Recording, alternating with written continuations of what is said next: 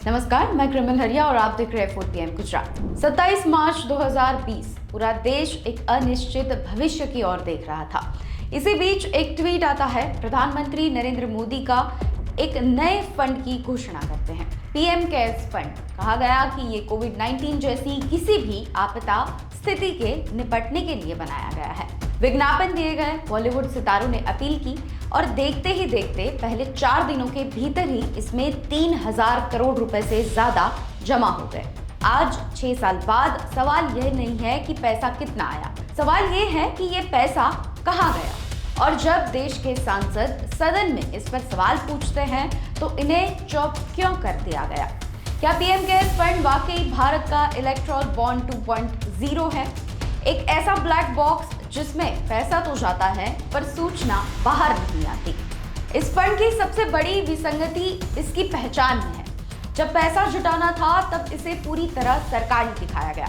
सबसे पहला मुद्दा, पीएसयूज का योगदान। करीब 100 सार्वजनिक क्षेत्र में कंपनियों ने अपने सीएसआर फंड से 2400 करोड़ रुपए इस फंड को दिए। दूसरा मुद्दा, सरकारी वेतन। सेना के जवानों, रेलवे कर्मचारियों और अन्य सरकारी सेवकों की एक दिन की सैलरी काट कर इसमें 155 करोड़ रुपए जमा कर दिए गए। तीसरा मुद्दा, विदेशी चंदा और एम्बेसी। प्रधानमंत्री ने भारतीय दूतावासों को निर्देश दिया कि वे विदेशों में इनका प्रचार करें। पाकिस्तान और चीन जैसे देशों में स्थिति भारतीय दूतावासों ने भी अपनी वेबसाइट पर डोनेशन की अपील की। यहाँ विरोधाभास देखिए, जो फंड सरकारी अधिकारियों की मेहनत की कमाई से बना, जिस फंड का प्रचार सरकारी तंत्र और एम्बेसी ने किया, उसे अब सरकार प्राइवेट चैरिटेबल ट्रस्ट बता रही है। शुरुआत में कॉर्पोरेट मामलों के मंत्रालयों ने इसे केंद्र सरकार द्वारा स्थापित फंड माना था ताकि इसे सीएसआर फंड मिल सके। लेकिन जैसे ही सूचना के आधार पर आरटीआई के तहत सवाल पूछे गए, सरकार ने यू टर्न ले लिया। सरकार ने कहा कि ये पब्लिक अथॉरिटी नहीं है। इसका मतलब है कि जनता को ये जानने का हक नहीं है कि पैसा किसने दिया और कहां खर्च हुआ। यहां तक कि प्रधानमंत्री कार्यालय यानी कि पीएमओ ने लोकसभा सचिवालय को स्पष्ट निर्देश दे दिया कि पीएम केयर्स पर सांसदों के सवालों के जवाब न दिए जाए। जब चारों ट्रस्टी सरकार के मंत्री हैं, पैसा सरकारी संस्थानों से आ रहा है, तो ये निजी कैसे हो गया?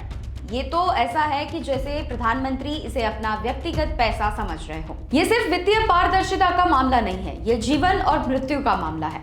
मई 2020 में घोषणा हुई कि 2000 करोड़ रुपए से 50,000 वेंटिलेटर्स खरीदे जाएंगे।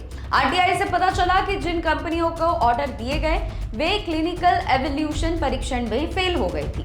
एक कंपनी को तो 10,000 वेंटिलेटर्स का ऑर्डर तब मिला जब उसके पास वेंटिलेटर बनाने का कोई अनुभव ही नहीं था। अब मैदानी हकीकत को देखते हैं। राजस्थान, महाराष्ट्र और दिल्ली के सरकारी अस्पतालों से रिपोर्ट आई कि वेंटिलेटर्स का ऑक्सीजन प्रेशर अचानक गिरता जाता था। डॉक्टर्स इन्हें खतरनाक बताने लगे। उसके सामने कोर्ट का रुख देखिए। बॉम्बे हाई कोर्ट ने इस पर गहरी चिंता जताई, लेकिन सरकार ने कोर्ट में जाकर कहा कि ये वेंटिलेटर्स पीएम केयर फंड के नहीं बल्कि मेक इन इंडिया के हैं। जब क्रेडिट लेना था तब पीएम केयर्स का लोगो लगाया गया और जब जवाबदेही की बात आई तो पल्ला झाड़ दिया गया। इलेक्ट्रॉल बॉन्ड से भी बड़ा स्कैम है ये। इलेक्ट्रॉल बॉन्ड्स में कम से कम ये पता था कि पैसों पार्टियों के पास गया है, यहाँ तो पैसा एक अदृश्य ट्रस्ट में जा रहा है। अब एक एग्जाम्पल देते हैं कि द क्विंट की एक रिपोर्ट के अनुसार एक विदेशी कंपनी ने पीएम केयर्स में दान दिया और लगभग उसी समय उसे अपनी बंद फैक्ट्री खोलने की सरकारी अनुमति मिल गई। अब आशंका ये भी है कि क्या ये फंड भ्रष्टाचार का नया तरीका है? चंदा दो, कॉन्ट्रैक्ट लो, या चंदा दो, ईडी सीबीआई से बचो। चूंकि कोई सीएजी ऑडिट नहीं है, इसलिए ये पता लगाना नामुमकिन है कि क्या इस पैसों का इस्तेमाल राजनीतिक फायदों, विधायकों की खरीदी, फिरौसत या मंत्रियों के ऐशो आराम के लिए हो रहा है। पहले 3 सालों में 13,000 करोड़ रुपए जाए, उसके बाद का डेटा सार्वजनिक कभी भी नहीं हुआ। वेबसाइट पर कोई नई ऑडिट रिपोर्ट भी नहीं है। क्या एक लोकतंत्र में प्रधानमंत्री के नाम पर चलने वाला ये फंड इतना गोपनीय हो सकता है? नमस्कार, जय हिंद साथियों। पीएम केयर्स फंड, आपको याद होगा ये नाम कब बना था? कोरोना के समय में, जब देश में महामारी थी। प्रधानमंत्री जी ने अपील की देश के लोगों से, बड़ी बड़ी कंपनियों से, पब्लिक सेक्टर कंपनियों से, और अपील करके कहा कोरोना में जो लोग पीड़ित हैं हमें उनकी मदद करनी है।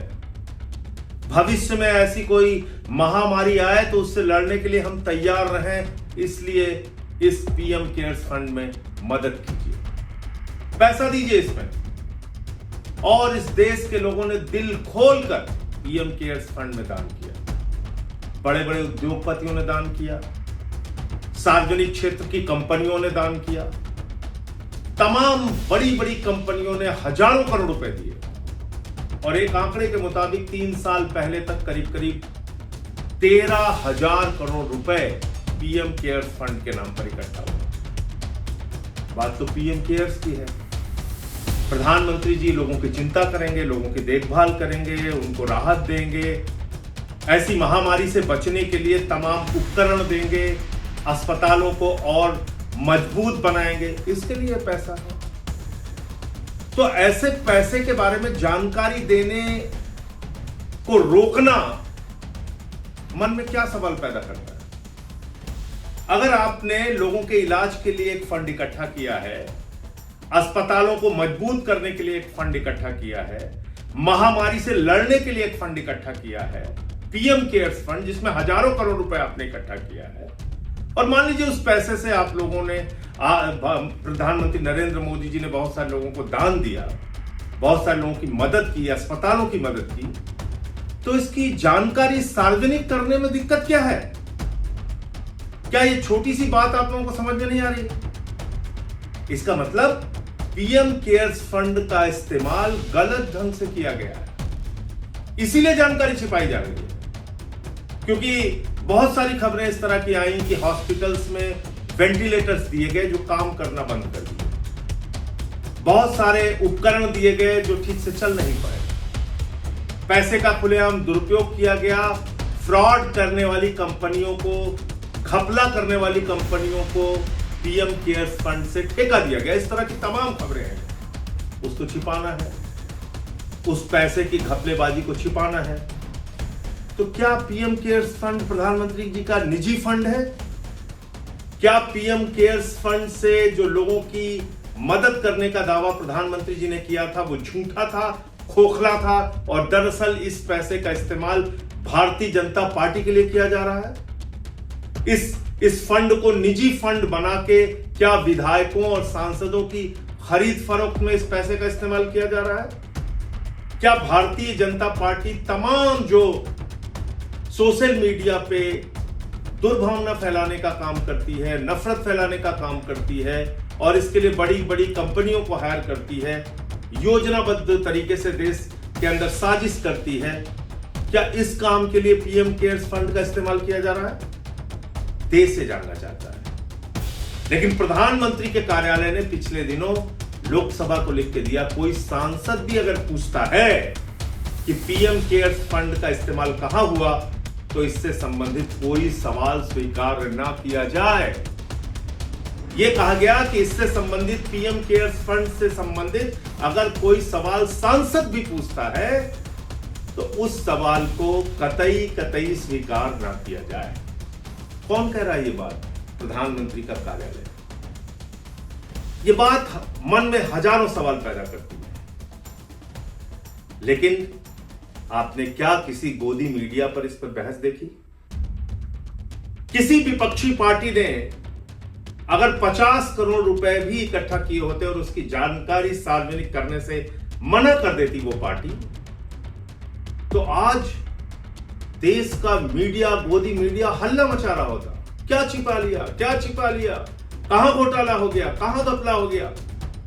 और हजारों करोड़ रुपए, एक अनुमान के मुताबिक तो 13,000 करोड़ रुपए, मैंने 3 साल के पहले तक का हिसाब बताया, एक अनुमान के मुताबिक और भी ज्यादा पैसे हैं, हजारों करोड़ रुपए का हिसाब प्रधानमंत्री नरेंद्र मोदी और उनकी पार्टी देने से भाग रही है। लेकिन किसी भी गोदी मीडिया में हिम्मत नहीं है सवाल पूछने। जागो मोदी के गोदी, इस अभियान के तहत आप भी सवाल कीजिए गोदी मीडिया से। इन हजारों करोड़ रुपए का इस्तेमाल कहां हुआ, इसका हिसाब आपको क्यों नहीं मिलना चाहिए? कोरोना की महामारी में क्या क्या प्रधानमंत्री के द्वारा देश के लोगों को राहत पहुंचाई गई, अस्पतालों को राहत पहुंचाई गई, और वो पैसा सही रूप से इस्तेमाल हुआ कि नहीं हुआ, इस बात का हिसाब आपको क्यों नहीं मिलना चाहिए? और इस तरह के एक बड़े घोटाले को, भ्रष्टाचार को छिपाने के लिए गोदी मीडिया अगर प्रधानमंत्री के साथ खड़ा है तो गोदी मीडिया से भी आप सवाल पूछिए कि जागो मोदी के गोदी क्यों खामोश हो इस पूरे मामले पर, क्यों चुप हो इस पूरे मामले पर। जय हिंद। क्या ये संविधान के उन मूल्यों के खिलाफ नहीं है जो पारदर्शिता और जवाबदेही की बात करते हैं? पीएम केयर्स फंड आज एक ऐसा सवाल बन गया है जिसे पूछने की अनुमति संसद में भी नहीं है, लेकिन जनता की अदालत में ये हमारा सवाल हमेशा बना रहेगा।